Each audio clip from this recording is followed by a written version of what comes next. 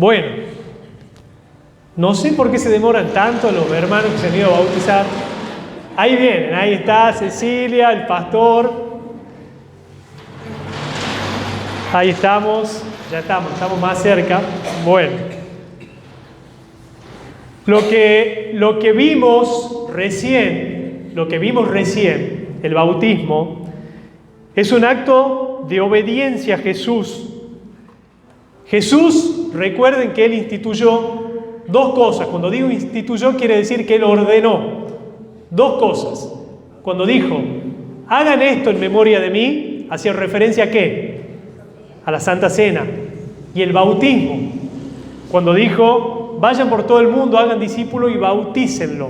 Son dos cosas que Jesús ordenó que su iglesia debe hacer. Esto es un acto de decir, me someto a Cristo, a tu voluntad y no a la mía. En el siglo I, en el libro de los Hechos, cuando ustedes leen que se bautizaban, las personas que se bautizaban corrían un riesgo tremendo. Ponían en juego su vida. Ponían en juego su vida al decir públicamente lo que los hermanos han dicho acá. Yo creo en Cristo, creo que Cristo murió por mí, me arrepiento de mis pecados, lo acepto como el Señor y el Salvador de mi vida. Y las personas en el libro de los Hechos corrían un serio riesgo, y vamos a ver eso. Hechos, capítulo 1, vamos a leer desde el versículo 1. Si no lo pueden leer porque de verdad que está chiquita la letra, lo voy a leer yo. Presten atención, escuchen. Y Saulo estaba allí. ¿Quién era Saulo? Pablo, escuchen lo que hacía Pablo, para algún desprevenido que no sepa. Y Saulo estaba allí aprobando la muerte de Esteban. Esteban era un cristiano. Aquel día se desató una gran persecución contra la iglesia de Jerusalén. Y todos, excepto los apóstoles, se dispersaron por las regiones de Judea y Samaria. Hubo una persecución, lo querían matar a los cristianos. Todos escaparon, excepto los apóstoles. Unos hombres piadosos sepultaron a Esteban e hicieron gran duelo por él. Más adelante ustedes pueden leer la muerte de Esteban, cómo fue. Saulo, por su parte, causaba estragos en la iglesia. Entraba de casa en casa, arrastraba a hombres y mujeres y los encarcelaba. Eso hacía Pablo, el que escribió 13 libros del Nuevo Testamento. Miren si a veces nos sentimos nosotros pecadores, que no soy digno de que el Señor me perdone.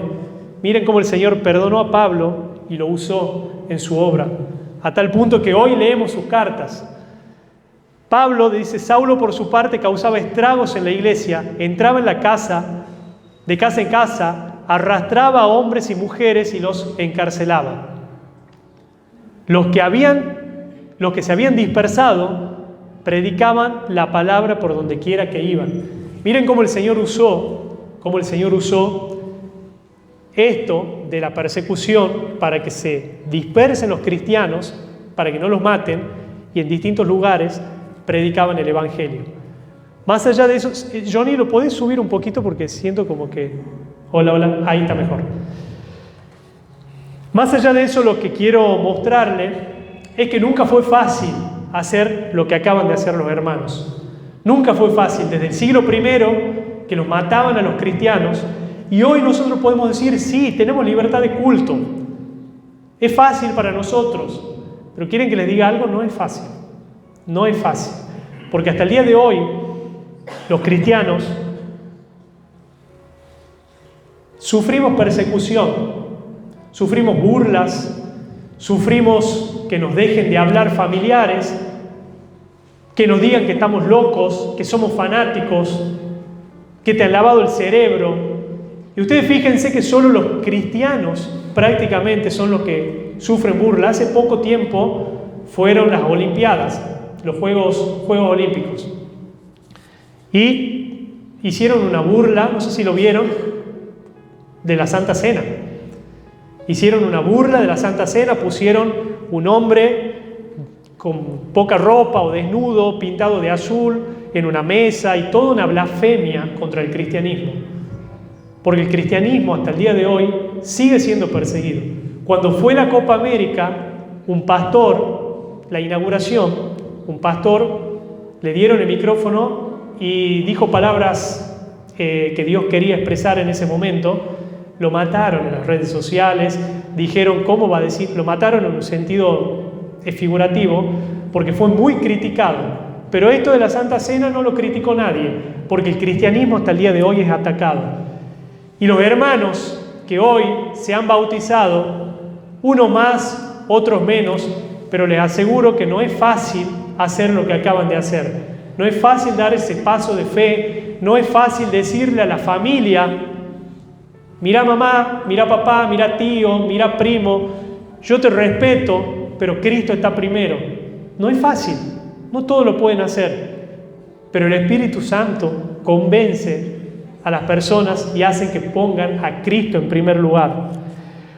Hoy, por la gracia de Dios, ya no pasamos el tipo de persecuciones, por lo menos en este país, crueles, que llevaban a la tortura y a la muerte. Pero muchos de los que pasaron por las aguas del bautismo, en la actualidad, hoy o en estos días, sufren otro tipo de persecuciones. Hoy podemos pensar que es fácil ser cristiano, pero muchas veces no es así.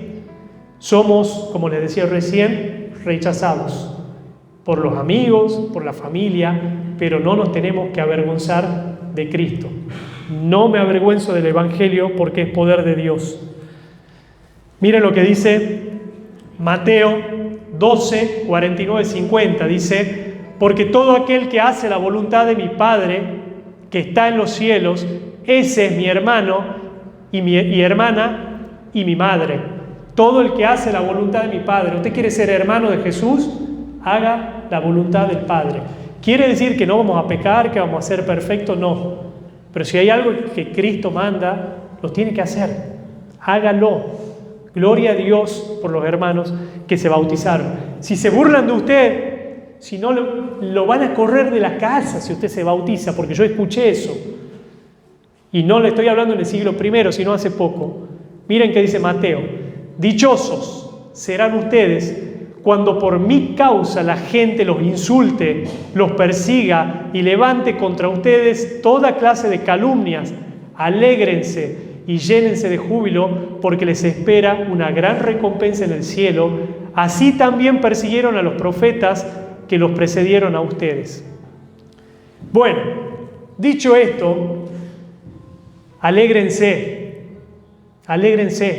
Si lo dejan de hablar, si dicen que están locos, si lo dicen que le han lavado el cerebro, alégrense. No le han lavado el cerebro, le han lavado el corazón de los pecados sucios que teníamos. Ya, sinceramente, hubo tantos bautismos en todo este tiempo que en el bautismo uno siempre tiene que hablar del bautismo. Yo creo que acá los hermanos ya van a salir expertos con respecto al bautismo, porque venimos hablando y estaba tratando de buscarle la manera de hacerlo un poco distinto. Lo importante que ustedes tienen que saber, que una de las características del bautismo, no lo puse al pasaje hoy, está en los evangelios, primero es que es por inmersión. Inmersión quiere decir que la persona tiene que ser sumergida. Les repito, el bautismo bíblico es por inmersión. Quiere decir que la persona tiene que ser sumergida completamente en el agua. No por aspersión, no porque le tiren un poquito. ¿Y cómo sé eso yo? Por la manera en que bautizaban en el Nuevo Testamento.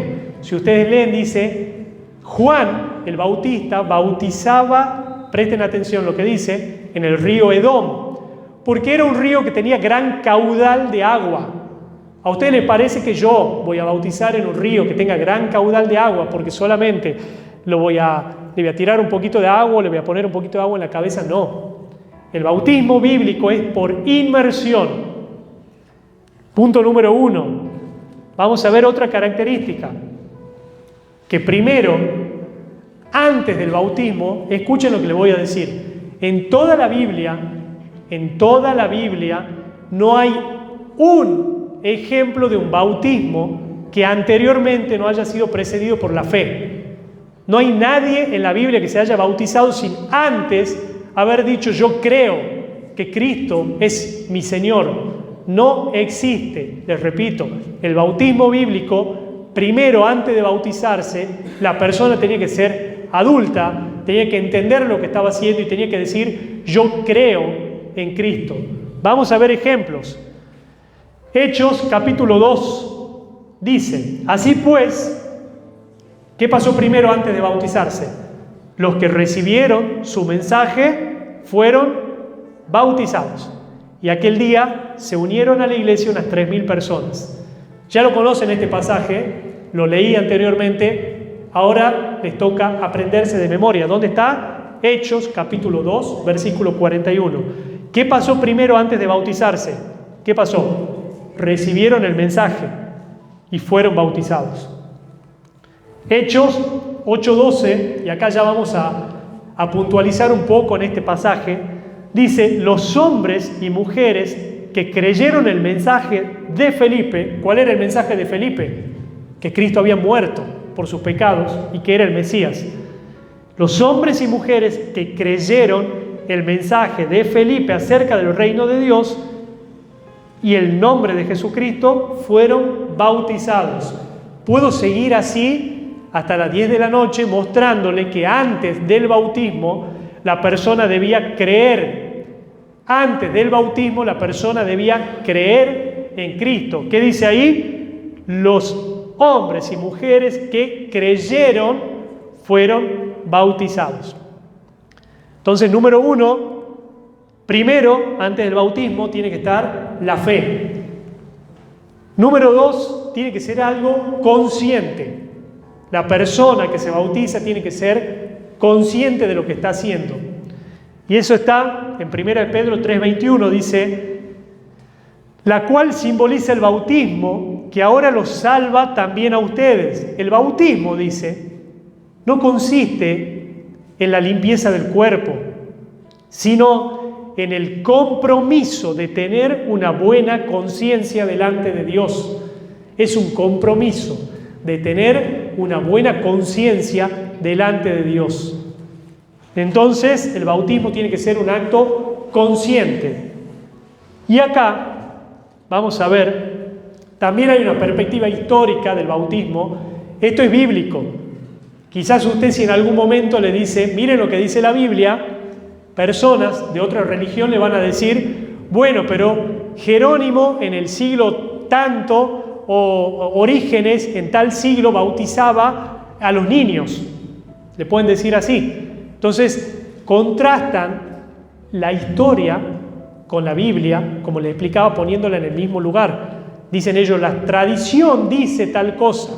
Pero vamos a ver qué dice la tradición más antigua, porque ustedes tienen respuestas también fuera de la Biblia, históricas, para decir cómo era el bautismo. Lo que yo le voy a leer ahora es un documento que se llama Didache, que es un documento de los cristianos del siglo I. No entró en el canon bíblico, no está en la Biblia. Lo que yo le voy a decir no está en la Biblia, no se lo tiene que tomar a rajatabla lo que dice, pero sí nos da un panorama de que el bautismo en el siglo I era credo bautismo, había que creer primero, tenían que ser personas adultas. Mira lo que dice. Esto es una recomendación que hace la Didache a las personas que se van a bautizar. Les repito, no es que hay que hacerlo porque no es bíblico, pero es una buena recomendación. Dice: antes del bautismo, que ayunen el que bautiza y el que ha de ser bautizado, y si pueden, algunos otros. Ordena, sin embargo, que el que ha de ser bautizado ayune 2 días antes. Es la Didache, no es la Biblia, pero ¿qué nos está diciendo? Que si le pedía a una persona que ayune 2 días antes, no podía ser un bebé. Esto es del siglo I. En el siglo I el bautismo era de adultos, de personas conscientes que entendían lo que estaba pasando. Si no, no tiene sentido. Por ahí enseña que el bautismo es regenerativo.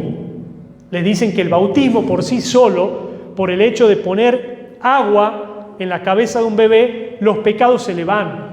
Se van los pecados, se va el pecado original, cuando eso no es bíblico. Para que se vayan mis pecados yo me tengo que arrepentir, tengo que creer en Cristo. No hay forma, leímos recién, el agua no limpia, el agua no hace nada, sino la buena conciencia que tenemos delante de Dios. Eso dice Pedro, no sirve de nada el agua por sí sola no limpia, sino que seamos conscientes de lo que Cristo hizo por nosotros. Y para terminar, vamos a ver lo que le acabo de decir en el libro de los Hechos. Entonces hemos visto que el credo bautismo, creer para bautizarse, tenemos evidencias bíblicas y evidencias del documento más antiguo que hay, después de las cartas de Pablo y del Nuevo Testamento. El documento más antiguo dice que las personas que se bautizaban eran adultas. Y por último, vamos a leer Hechos capítulo 8. Dice, pero cuando creyeron a Felipe, yo lo puse ahí con mayúscula, quien anunciaba las buenas noticias del reino de Dios y el nombre de Jesucristo, tanto hombres como mujeres se bautizaron. Y acá viene lo que quiero que ustedes escuchen. Simón mismo creyó. Felipe predicó, Simón creyó. Y después de bautizarse, seguía a Felipe por todas partes. Asombrado, y marco con mayúscula para que ustedes vayan prestando atención porque después voy a tocar. Simón seguía a Felipe por todos lados, asombrado de los grandes milagros y señales que veía. Cuando los apóstoles que estaban en Jerusalén se enteraron de que los samaritanos habían aceptado la palabra de Dios, les enviaron a Pedro y a Juan. Les resumo, estaba Felipe predicando, mucha gente entendía el mensaje y lo seguía a Felipe, entre esos estaba Simón. Cuando se enteran de eso los apóstoles, lo mandan a Pedro y a Juan, para que vayan a ver qué está pasando. Estos, al llegar, oraron por ellos para que recibieran el Espíritu Santo, porque el Espíritu aún no había descendido sobre ninguno de ellos, solamente habían sido bautizados en el nombre del Señor Jesús. Entonces Pedro y Juan les impusieron las manos y ellos recibieron el Espíritu Santo. En otra oportunidad vamos a ver esto más en profundidad. Al ver Simón que mediante la imposición de manos de los apóstoles se daba el Espíritu Santo, les ofreció dinero y pidió: denme también ese poder para que todos a quienes yo les imponga las manos reciba el Espíritu Santo. Miren lo que le responden: que tu dinero perezca contigo, que tu dinero se queme contigo. Contestó Pedro: porque intentaste comprar el don de Dios con dinero. No tienes arte ni parte en este asunto, porque no eres íntegro delante de Dios. Por eso, ahí marqué con mayúscula, arrepiéntete de tu maldad y ruega al Señor. Tal vez te perdone el haber tenido esa mala intención. Este pasaje de Hechos, capítulo 8, ¿se ha entendido todo? ¿Sí? Nos deja varias enseñanzas. Primero, que las personas que se bautizaban primeramente creían, entendían. Dice, Felipe creyó y se bautizó. ¿Basta solamente con creer? ¿A Felipe le bastó solamente con creer? No, hay que arrepentirse. Hay que arrepentirse. Lo que nos enseña este pasaje también es que muchas personas van de iglesia en iglesia, boyando de aquí para allá, en búsqueda de milagros, en búsqueda de prosperidad, en búsqueda de sanación. Hay iglesias que están llenas porque el pastor tira el saco y las personas vuelan y guau, y lo que hace el pastor y los milagros, y a uno le crece la mano y el pie y esto y el otro, y donde se predica el evangelio, donde se predica el arrepentimiento, donde a las personas los incomoda Porque la Biblia dice, la palabra de Dios, que es una espada de doble filo que penetra hasta las coyunturas. Si la Biblia no te confronta, si la Biblia no te hace llorar, decir, Señor, estoy mal, estoy en pecado, perdóname, la Biblia no está siendo usada como tiene que ser. Acá vemos, dice, andaba por detrás de los grandes milagros y señales que veía. Claro, él estaba asombrado, él creía en Jesús. Andaba por detrás, él creía en Cristo y andaba por detrás de ellos porque veía los discípulos, hacían milagros y él estaba asombrado y en un momento dice, yo también quiero tener ese poder. ¿Cuánto cuesta? Yo lo pago. Que tu dinero perezca contigo. Además de creer, tuvo que arrepentirse. Además de creer, tuvo que decir, estuve mal. No basta solo con creer, sino va acompañado de un arrepentimiento genuino. Somos salvos solo por la fe. Somos salvos solo por creer en Cristo. Pero ¿cómo sé yo que creo en Cristo? Por las obras. Eso dice Santiago. Solo por fe, solo por creer sí. Pero si mi fe no va acompañada de un buen testimonio, tengo que evaluar si realmente he creído. Entonces, vemos acá que Simón andaba por detrás de los milagros, andaba por detrás de las cosas estrambólicas que veía, pero no había, su corazón no se había entregado a Cristo. Acá vemos también que eso de la regeneración bautismal, que yo les mencionaba en un principio, eso de que el bautismo salva por sí mismo, no es bíblico. El bautismo, si no va acompañado de un arrepentimiento y de creer de corazón en Cristo, no salva. Simón recién se bautizaba y le dijeron que tu dinero perezca contigo, que el Señor tenga misericordia de ti, porque si no te arrepientes, te vas a perder. La regeneración bautismal no es bíblica. El bautismo, él fue bautizado y Pedro le dice que va a perecer. ¿Qué pasó acá? ¿Qué pasó? No solamente por bautizarme voy a salvar mi alma, sino por creer en Cristo y arrepentirme de mis pecados. Entonces, el día de hoy vimos que el bautismo es por inmersión. Segundo, que el bautismo es, la fe tiene que estar antes de bautizarse. Y tercero, vimos que esa fe tiene que ir acompañada de buenas obras, de un buen testimonio. El bautismo es de suma importancia si nosotros queremos seguir a Cristo. Para ser discípulos debemos obedecer. Si yo quiero decir, soy discípulo de Cristo, tengo que obedecer. No es fácil, hay que dejar atrás muchas cosas. Yo les digo a ustedes, hagan un ejercicio. Cuéntenle las personas que se han bautizado, sus amigos que se han bautizado todos, y van a ver que algunos no lo van a entender, lo van a discriminar, se van a reír. No es fácil. El cristiano hasta el día de hoy sigue siendo perseguido, pero si no estamos dispuestos a dejar todo por Cristo, le pidamos al Señor que Él nos transforme realmente. Jesús dijo, mi Padre y mis hermanos son los que hacen la voluntad de Dios. La fe sin obra es muerta, decía Santiago. Debemos dar testimonio de lo que hemos recibido. Y es lo que hicieron hoy nuestros hermanos. Debemos dar testimonio público que hemos aceptado a Cristo como único y suficiente Salvador. Nada es más importante en la vida que hacer la voluntad de Dios. Nada nos va a llenar, nada nos va a hacer sentir plenos, nada si no seguimos a Cristo, si no tratamos de hacer su voluntad, si no nos arrepentimos. Vamos a andar siempre frustrados buscando la paz donde no lo hay. Tenemos que entender que Cristo murió por mis pecados, que si Él pagó el precio en la cruz, Él murió, Él entregó su vida por mí. ¿Cómo no lo voy a obedecer? ¿Cómo no lo voy a obedecer? Oremos. Gracias, Señor, te damos. Este día, Señor, fue hermoso para nosotros. Fue hermoso saber que hay personas que han decidido seguirte, que quieren ser tus discípulos, Señor, y nuestros hermanos uniéndose a esta congregación, Señor. Somos pocos, Padre, pero somos personas arrepentidas que no venimos en búsqueda de nada más que darte gloria y honra a ti, Señor. Gracias por eso, Señor.